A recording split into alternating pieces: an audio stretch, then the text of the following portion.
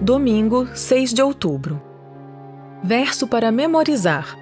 Então Jesus declarou: Eu sou a ressurreição e a vida. Quem crê em mim, ainda que morra, viverá. E todo o que vive e crê em mim, não morrerá eternamente. Você crê nisto? João 11, 25 e 26. O milagre do alimento para 5.000.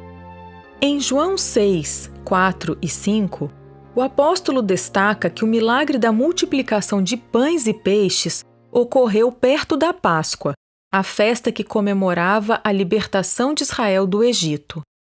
O Cordeiro Pascal substituiu a morte do primogênito. Esse sacrifício simbolizava a morte de Jesus por nós.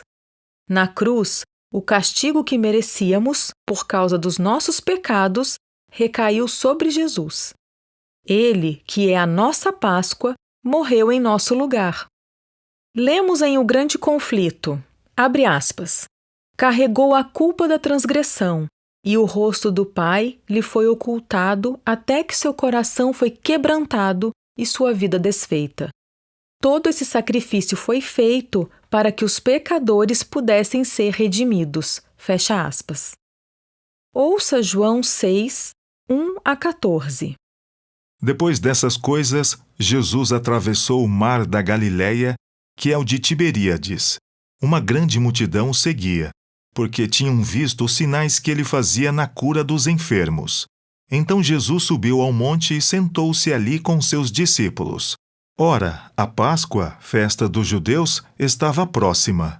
Então Jesus, erguendo os olhos e vendo que uma grande multidão se aproximava, disse a Filipe: Onde compraremos pão para lhes dar de comer? Mas Jesus dizia isto para testá-lo, porque sabia o que estava para fazer.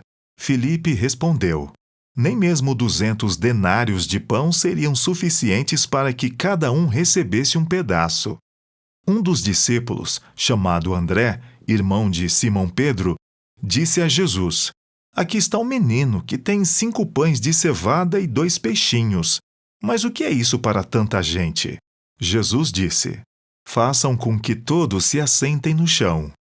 Havia muita relva naquele lugar. Assim, os homens se assentaram, e eram quase 5.000. Então Jesus pegou os pães e, tendo dado graças, distribuiu-os entre eles, e também igualmente os peixes, tanto quanto queriam. E quando já estavam satisfeitos, Jesus disse aos seus discípulos: Recolham os pedaços que sobraram, para que nada se perca. Assim, pois, o fizeram, e encheram 12 cestos de pedaços dos 5 pães de cevada que sobraram depois que todos tinham comido. Quando as pessoas viram o sinal que Jesus havia feito, disseram: Esse é verdadeiramente o profeta que devia vir ao mundo. Jesus ficou sabendo que estavam para vir com a intenção de fazê-lo rei à força. Ele se retirou outra vez, sozinho, para o monte. Pergunta 1. Que paralelos existem entre Jesus e Moisés? Isto é, o que Jesus fez que deveria ter lembrado ao povo a libertação que seus antepassados haviam recebido pelo ministério de Moisés? Vários detalhes dessa história colocam Jesus em paralelo com Moisés no Êxodo. A época da Páscoa aponta para a grande libertação do Egito. Jesus subiu ao monte, assim como Moisés subiu o Monte Sinai. Jesus testou Filipe, assim como os israelitas foram provados no deserto. A multiplicação dos pães lembra o maná. Recolher os pães que sobraram remete ao maná que era recolhido pelos israelitas. Sobraram 12 cestos de pedaços de pão, o mesmo número das 12 tribos de Israel. E o povo comentou que Jesus era o profeta que viria ao mundo, isto é, o profeta semelhante a Moisés, predito em Deuteronômio 18:15. Tudo isso aponta para Jesus como o novo Moisés, que veio para libertar seu povo. Assim, João descreve Jesus não apenas fazendo sinais e maravilhas, mas sinais e maravilhas que, em seu contexto, deveriam ter tido um significado especial para o povo judeu. Cristo estava apontando, em essência, para sua própria divindade. Ouça Isaías 53, 4-7. Certamente ele tomou sobre si as nossas enfermidades, e as nossas dores levou sobre si. E nós o considerávamos como aflito, ferido de Deus e oprimido. Mas ele foi traspassado por causa das nossas transgressões, e esmagado por causa das nossas iniquidades. O castigo que nos traz a paz estava sobre ele, e pelas suas feridas fomos sarados.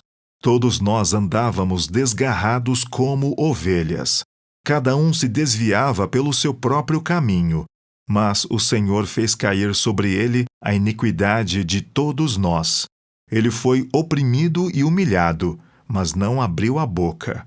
Como cordeiro foi levado ao matadouro, e como ovelha muda diante dos seus tosquiadores, ele não abriu a boca.